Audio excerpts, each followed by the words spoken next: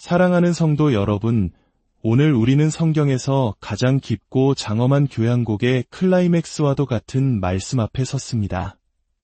바로 로마서 9장부터 11장에 이르는 자신의 백성을 향한 하나님의 신실하심에 대한 놀라운 이야기의 정점입니다.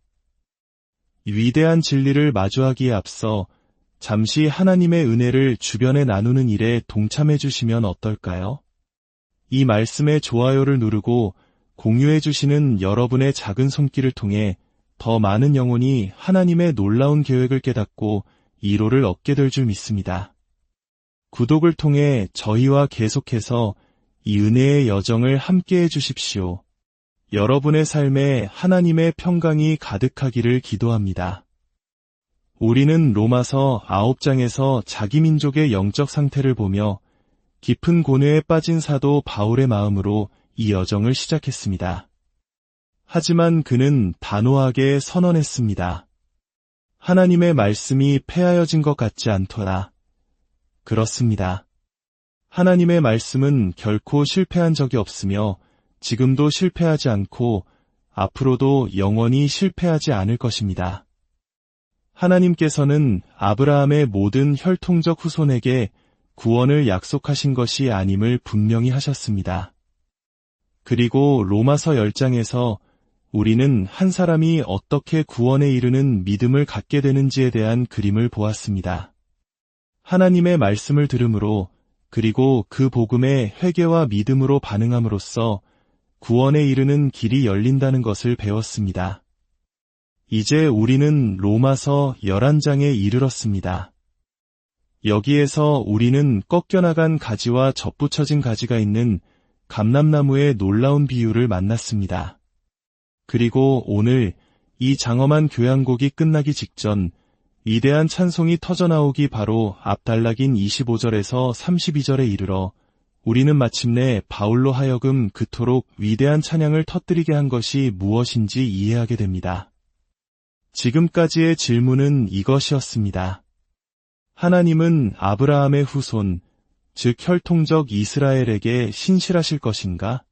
9장과 10장, 그리고 11장 전반부까지 이 질문에 대한 대답은 그다지 희망적으로 보이지 않았습니다. 하지만 바로 이 단락에서 우리는 바울을 위대한 찬양의 순간으로 이끈 비밀을 발견하게 됩니다. 25절 말씀입니다. 형제들아 너희가 스스로 지혜 있다 하면서 이 신비를 너희가 모르기를 내가 원하지 아니하노니 바울은 여기서 신비라는 단어를 사용합니다.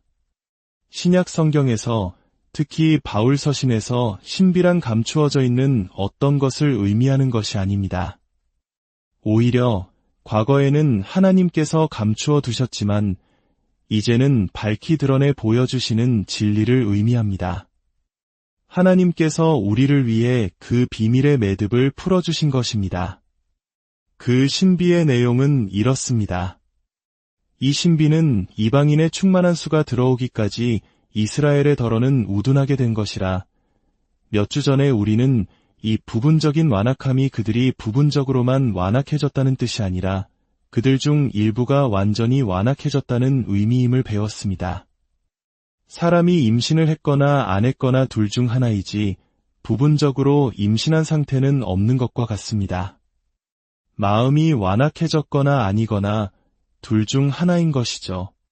이처럼 이스라엘의 일부가 완악해진 것은 이방인의 충만한 수가 구원으로 들어올 때까지 계속되는 일시적인 상태라는 것입니다. 그리고 마침내 놀라운 선언이 이어집니다.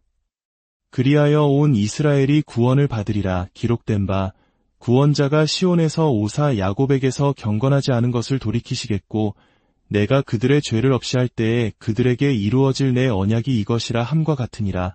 복음으로 하면 그들이 너희로 말미암아 원수된 자여 택하심으로 하면 조상들로 말미암아 사랑을 입은 자라. 하나님의 은사와 부르심에는 후회하심이 없느니라.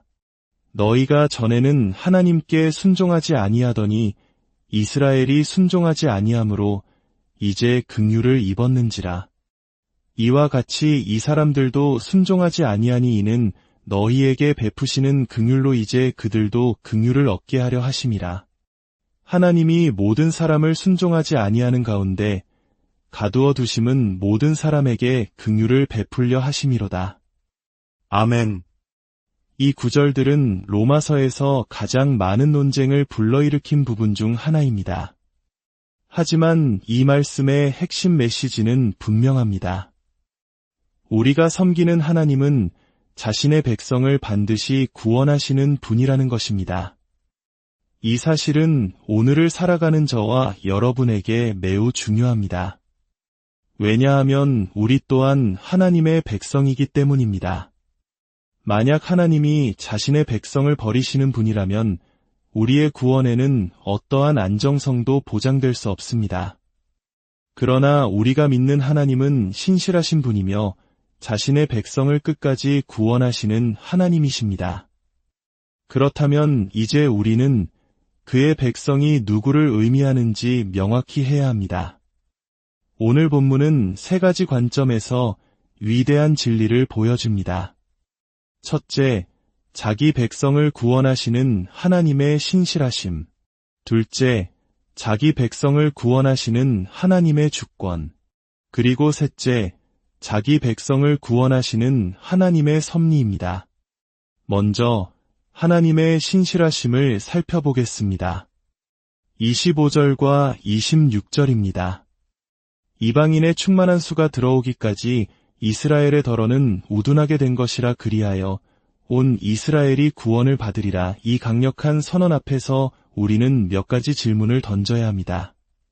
첫째, 온 이스라엘에서 오는 무엇을 의미할까요? 어떤 사람들은 모든 것은 모든 것을 의미한다고 주장합니다. 만약 그들의 주장대로라면 역사상 모든 혈통적 유대인이 구원받는다는 의미일까요? 그렇게 해석하기에는 몇 가지 심각한 문제가 있습니다. 첫째, 그것은 로마서 전체의 핵심 주제와 정면으로 충돌합니다. 로마서의 주제는 무엇입니까? 내가 복음을 부끄러워하지 아니하노니 이 복음은 모든 믿는 자에게 구원을 주시는 하나님의 능력이 됨이라. 먼저는 유대인에게요. 그리고 헬라인에게로다. 구원은 오직 예수 그리스도의 복음을 믿음으로만 얻는 것입니다. 만약 모든 혈통적 유대인이 혈통만으로 구원받는다면 이심층의 교리는 무너지고 맙니다. 둘째, 그것은 바로 앞장인 로마서 10장에서 제시된 구원의 계획과도 모순됩니다. 10장은 분명히 말합니다. 내가 만일 내 입으로 예수를 주로 시인하며 또 하나님께서 그를 죽은 자 가운데서 살리신 것을 내 마음에 믿으면 구원을 받으리라. 또한 유대인이나 헬라인이나 차별이 없음이라고 여러 번 강조합니다. 구원의 길에는 차별이 없습니다. 셋째, 만약 모든 유대인이 결국 구원받을 것이라면 9장에서 바울이 자기 동족을 위해 느꼈던 그토록 큰 슬픔과 마음에 그치지 않는 고통은 무엇 때문이었을까요? 그는 심지어 나 자신이 저주를 받아 그리스도에게서 끊어질지라도 동족이 구원받기를 원한다고 했습니다. 모두가 괜찮을 것이었다면 왜 그런 고통을 느꼈을까요? 이 모든 것을 고려할 때 온 이스라엘이 역사상 모든 혈통적 유대인을 의미하지 않는다는 것은 분명합니다. 그렇다면 남은 자를 의미하는 것일까요? 그것도 아닙니다. 왜냐하면 바울은 이미 11장 5절에서 그런즉 이와 같이 지금도 은혜로 택하심을 따라 남은 자가 있느니라고 말했기 때문입니다. 만약 온 이스라엘이 단지 남은 자를 의미한다면 바울이 25절에서 이 신비를 너희가 모르기를 원하지 않는다고 말하며 새롭게 소개할 이유가 없습니다. 이미 앞에서 한 이야기를 반복하는 것이기 때문입니다. 그렇다면 바울이 말하는 온 이스라엘은 무엇을 의미할까요? 그것은 바로 시대의 마지막에 있을 의미 있는 수의 혈통적 유대인들의 대규모 회심을 의미합니다.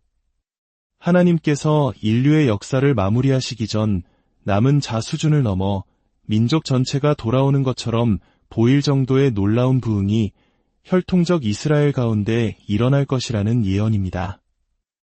이는 마치 우리 민족이 겪었던 혹독한 시련 속에서도 하나님께서 놀라운 부흥의 역사를 준비하셨던 것을 떠올리게 합니다. 아무도 예상하지 못했던 방식으로 하나님께서는 자신의 신실하심을 드러내실 것입니다. 다음으로 우리는 자기 백성을 구원하시는 하나님의 주권을 보게 됩니다. 26절과 27절을 다시 보십시오. 구원자가 시온에서 오사 야곱에게서 경건하지 않은 것을 돌이키시겠고 내가 그들의 죄를 없이 할 때 이 구절의 모든 동사를 주목하십시오. 구원자가 올 것이며 그가 경건하지 않은 것을 돌이키실 것이고 하나님께서 그들의 죄를 없이 하실 것입니다. 이스라엘이 구원자를 찾아 나서는 것이 아닙니다.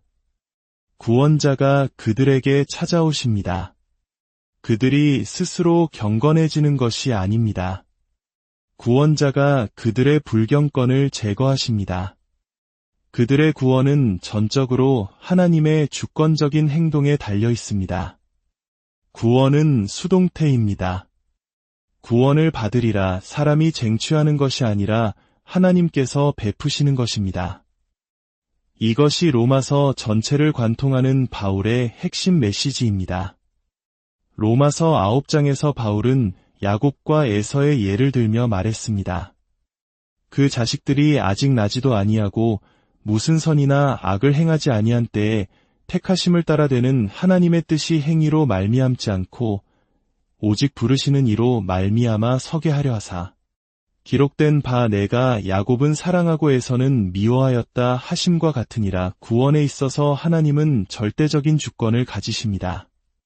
수백 년 전 이사야와 예레미야를 통해 이 일을 예언하셨던 하나님은 수천 년이 지난 지금도 변함없이 자신의 계획을 이루어 가십니다. 이 모든 일이 이루어질 때 그것은 우연이나 행운이 아니라 전능하신 하나님의 주권 때문일 것입니다. 마지막으로 자기 백성을 구원하시는 하나님의 섭리를 봅니다. 하나님의 주권이 그분의 권위라면 섭리는 그 주권을 행사하시는 방법과 과정입니다. 하나님은 모든 피조물에 지속적으로 관여하시며 그들을 보존하시고 그들의 행동에 협력하시며 마침내 그분의 목적을 이루도록 이끄십니다. 28절부터 32절까지의 말씀은 이 놀라운 섭리를 보여줍니다.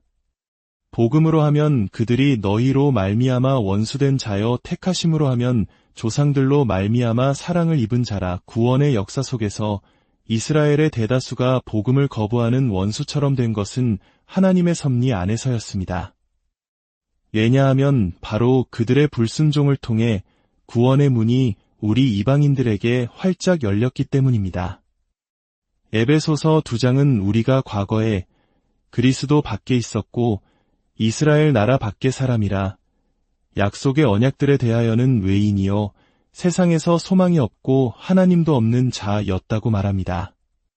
구원의 역사는 오랫동안 유대 중심적으로 흘러갔습니다. 아브라함, 이삭, 야곱, 유대의 왕들, 유대의 선지자들, 그리고 마침내 유대인 메시아까지. 그러나 이제 하나님의 섭리 안에서 구원의 역사는 이방인을 중심으로 흘러가는 것처럼 보입니다.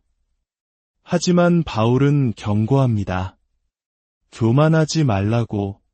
너희가 스스로 구원의 역사에 들어온 것이 아니며 만약 하나님이 원래 가지었던 이스라엘을 꺾으셨다면 접붙여진 너희 또한 꺾으실 수 있다는 것을 기억하라고 말입니다. 하나님이 이스라엘을 버리셨다고 생각하는 순간 우리는 하나님의 신실하심 자체를 의심하게 되는 것입니다.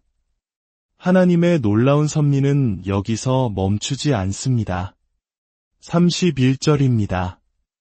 이와 같이 이 사람들도 순종하지 아니하니 이는 너희에게 베푸시는 긍휼로 이제 그들도 긍휼을 얻게 하려 하심이라. 이스라엘의 불순종이 이방인에게 긍휼을 가져왔고 이제 이방인에게 베풀어진 그 긍휼이 다시 이스라엘에게 긍휼을 가져오는 도구가 될 것이라는 말입니다. 이 얼마나 놀랍고 오묘한 계획입니까?